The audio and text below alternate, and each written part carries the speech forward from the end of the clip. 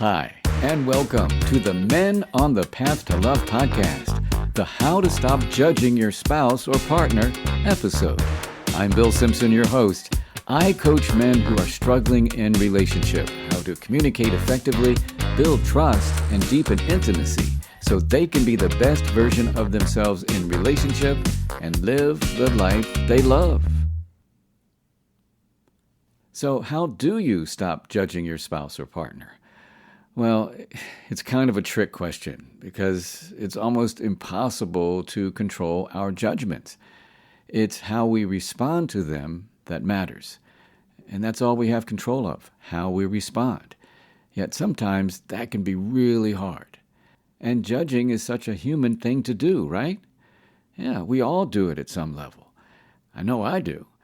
And yet, whether you are judging your spouse or partner in your head or if it comes out of your mouth, in the long run, both can be detrimental to your relationship. I'm going to give you an example of how both can cause serious problems in relationship. I'll start with Colin's story, not his real name, of course. He had gone through a pretty rough divorce, which left him feeling scarred and reluctant to pursue relationships. When he came to me, he had just overlapped relationships. He had been in a relationship for a few months, and he was seeing someone on the side. The woman he was in relationship with ended the relationship, and as far as he knew, it wasn't because of his cheating. She was just getting tired of his shit, as he put it. Well, he continued seeing the woman that he had been cheating with, and I'll call her Lauren. And Colin would say how much he loved her body, how amazing the sex was, and how much fun she was to hang out with. He said that being with her was the kind of relationship he always wanted to be in. Well, fast forward to 3 or 4 months later, Colin started complaining to me about her. He would say that he didn't find her attractive, that she wore too much makeup, that she was lazy, and he didn't like the way she kept her apartment, that she was already talking marriage, and that the TV shows she liked to watch were corny, all kinds of things. I was like, well, what happened? He had said a few months ago that the relationship was the kind he always wanted to be in and all that. Well, he told me that he never really found her attractive, and that he didn't know her then like he knows her now. So I asked him if he wanted to keep seeing her, and he said that he did. So that's when we addressed him having all these judgments of Lauren. I asked him if he had talked to her about what he had complained about her to me, and he said no. When I asked him why not, he said that he didn't want to make her feel bad. I told him that was all well and good, that he didn't want to make her feel bad, yet if he was serious about how he felt about her, and he was keeping all his judgments and concerns to himself and not talking with her about it, that it wasn't fair to Lauren. Not giving her a chance to make changes or have any input. Well, then he fessed up, and he said that the real reason he was with her because the sex was so good, and that he didn't want to give that up. Well, as much as I appreciated his honesty, I had to push back again and say that it wasn't fair to Lauren, especially with her talking marriage. Obviously she was seeing the relationship in a different way. Well, Colin got what I said, and yet he didn't make any effort to talk about his concerns with Lauren. Eventually, his judgments got worse, and over time, he got bored with Lauren and repeated his old pattern of finding someone new while still seeing Lauren, and then breaking it off with Lauren and breaking her heart as well. Now, I'm sure there was a deep wound in Colin that was too hard for him to face. Maybe finding it safer to stay in judgment rather than taking action to express his concerns for perhaps the fear of being rejected, and maybe even projecting his judgments of himself onto Lauren and others. I wish it was the case where Colin saw the light, and made the necessary changes. Yet in my 20-plus years of experience, I've seen it far too often that they don't. And it makes me sad to think how it could have been much better for Colin if he had the courage to make those changes. And maybe he has by now, I don't know. So, anyway, keeping judgments in our heads and not out of our mouths can serve us when the judgments don't impact the relationship. Again, we can't control our judgments. It's how we respond to them. And I know at times when I get angry, the judgments come up in my mind. Yet if I let those judgments come out of my mouth aggressively and hurt the one I love or anyone else, I'm not doing either one of us any good, right? Seeing that I hurt the other person, I would end up regretting what I said, saying that I didn't mean it and potentially cause damage to the relationship, especially if it's something done repeatedly. Like in the case of Hassan, not his real name. He was in a committed relationship with Charmaine, not her real name. They had been together for just over 2 years. And one of Hassan's endearing qualities was his sense of humor and lightheartedness. He could make Charmaine laugh in a heartbeat, and this quality got him out of trouble a lot. Well, another quality that Hassan had that was not so endearing was that he didn't have much of a filter, and he would say whatever was on his mind. He would have something to say about her clothes, or her hair, or how she snorted when she laughed, or how she chewed her food, and he would use his humor to soften the blow. Like, wow, I see you're really giving that food a standing ovation in your mouth. And this was cute at first, but over time, Hassan's judgmental statements about Charmaine weren't funny anymore, and it was taking its toll on Charmaine and their relationship. Charmaine called him on it and told him how hurtful it was. And of course, he tried to make light of it, and Charmaine wasn't having it. No, and Hassan, seeing how serious she was, apologized and said that he would work on it. Well, I had seen Hassan in the past at the clinic, and he decided to come to me.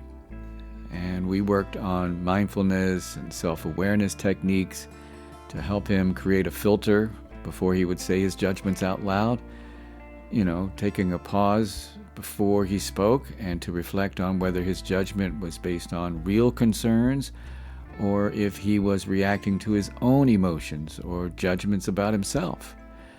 We worked on having empathy and how would it be like if someone judged him, and so on. Well, Hassan struggled at first, just like most of us. He would tend to turn everything into a joke, right? And he was a funny guy. He made me laugh. And I would call him on it and redirect him to take what we were doing seriously. He was a good sport, and he really was committed to the work and being better, not just for Charmaine, but for all of his relationships. Eventually, Hassan was able to see how he used humor to deflect and hide his feelings, and how his behavior impacted others, especially Charmaine. He learned to be more open with his feelings and his needs, rather than hide behind his humor. And he realized the work he was doing is a lifelong process. He's still a funny guy, he's just using it in a different way. Being more self-deprecating versus saying hurtful and judgmental things to others. And as far as I know, Hassan and Charmaine are still together and doing well. So hopefully with these stories, you're able to see how judgments can get in the way of a relationship if they're not dealt with in an appropriate way. And again, we all have judgments, and we can't really control them. It's how we respond to them that matters. Yeah, and the research is pretty clear on this, that constant judgment and criticism can have serious impact on your relationship. It can lead to an increase in relationship dissatisfaction. A study published in the Journal of Family Psychology found that negative behaviors, including criticism and contempt, were strong predictors of divorce. The Journal of Marriage and Family also found that criticism and negative behaviors contribute to more arguments and can turn minor issues into major blow-ups. Oh, and one more thing that the journal highlighted was the relationship between perceived judgment and psychological distress. Partners who often feel judged may experience negative emotions like anxiety, depression, and a decreased sense of self-esteem. Judgmental attitudes can break down communications in relationship. Research has shown that criticism often leads to defensiveness or withdrawal, making it difficult for couples to engage in healthy and constructive conversations. Over time, being judgmental can cause couples to grow apart, which is really detrimental for the long term of the relationship, increasing the likelihood of divorce or breakup. Research in the Journal of Personality and Social Psychology says that negative interactions have a more profound impact on relationship quality than positive interactions. Common sense, right? Yeah, of course. The research also shows that being judgmental can cause a lack of intimacy between couples. The couple may become emotionally distant or reluctant to be affectionate due to the fear of being judged. And the last thing I'll mention is that repeated judgments can break down trust within the relationship. And trust is so important for a healthy relationship. And when one of you feels like they're being criticized all the time, trust can be lost or at the least damaged. So I've been telling you about all these ways that judgment can hurt your relationship. Let's get into what this episode is all about, and that is, how do you stop judging your spouse or partner, especially to the point where it's hurting your relationship? Well, I'm going to say it again because we need reinforcement. It can be really hard to stop judging them. It's almost impossible. So what I should say is, how do you respond or filter your judgments of your spouse or partner? Well, a lot of this I already talked about in Hassan's story, and it bears repeating because we need reinforcement. One way is to stop and think before you speak. Think about whether your judgment is based on real concerns or if you're reacting to your own emotions. It could be your own judgments about yourself that you're projecting onto your spouse or partner. And that takes self-awareness, which is another thing. Understanding your own feelings can help you differentiate between what's about you and what's about your partner's behavior. You'll want to avoid expressing your judgments in the heat of the moment. Yeah, man, it's already stressful in that situation, so why make it worse? Make sure you pick the right time and space to talk about things, especially when it's a sensitive issue, and make sure you're both in a calm state of mind. And when you do communicate, try to use I statements. I've talked about this before. Instead of saying, "You always put me down," try saying something like, "I feel judged when you talk to me like that." Come from yourself, from I, not you. Instead of making personal judgments about your spouse or partner or attacking their character, try to focus on their behavior or their actions that you may be concerned about instead, so that they don't take it so personally. Remember, you love this person, but not necessarily their behavior. Now, empathy is always helpful before you judge. Put yourself in your spouse or partner's shoes to understand their perspective so you can have a more productive conversation. And to go along with that, make sure you get clarity to have a better understanding. Before judging her, say, "Tell me more," so you can be really clear. And be patient rather than jump to judgment. Change is a process and it takes time. So give her space to work it out. And be patient with yourself as you work on making a change as well.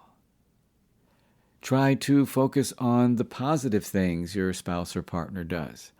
I talked about this a couple of episodes back. It's easy to find the faults, so make an effort to compliment and appreciate her, and focus less on your negative judgments. One way to level the playing field is to be open and ask for feedback about how you come across or communicate. This helps to create a sense of safety, and it opens the door for mutual respect and understanding. This can be hard, too, because it requires you to let go of your ego, and that's really hard for most of us, right? And by all means, keep the big picture in mind. And remember, you're going for the long term of the relationship. The more you practice this stuff, the easier it gets, and the better your relationship can become in the long run. And after trying all this and you still have a hard time filtering your judgments, get some help, man, really. Find a couples counselor, a therapist, a coach, minister, a spiritual advisor, somebody, and get some support and guidance to help you make the necessary changes. And trust me, you'll be glad you did. I love this quote from Mother Teresa. It's short and sweet and to the point. She says, "If you judge people, you have no time to love them." That's right. And I'll add, don't judge yourself. Love yourself. And have compassion for the times that you do judge yourself and others. Because we all do it. All right. That's going to wrap it up for this episode of the Men on the Path to Love podcast, the How to Stop Judging Your Spouse or Partner episode. I'm Bill Simpson, your host. I appreciate you listening. Coming up on the next episode of the Men on the Path to Love podcast, you'll hear stay-at-home dad Will's story. It's all about how gender roles are shifting in relationships. Please join me for the Gender Role Remix in Relationship episode. And if you have any issues in your relationship you need help with, comments or topics you'd like for me to cover on the show, or for any reason, please email me at bill@menonthepathtolove.com. Again, that's bill@menonthepathtolove.com. And as always, if you know someone you think might benefit from listening to this podcast, please share the link and share the love. And until next time, keep your heart open and stay on the path to love.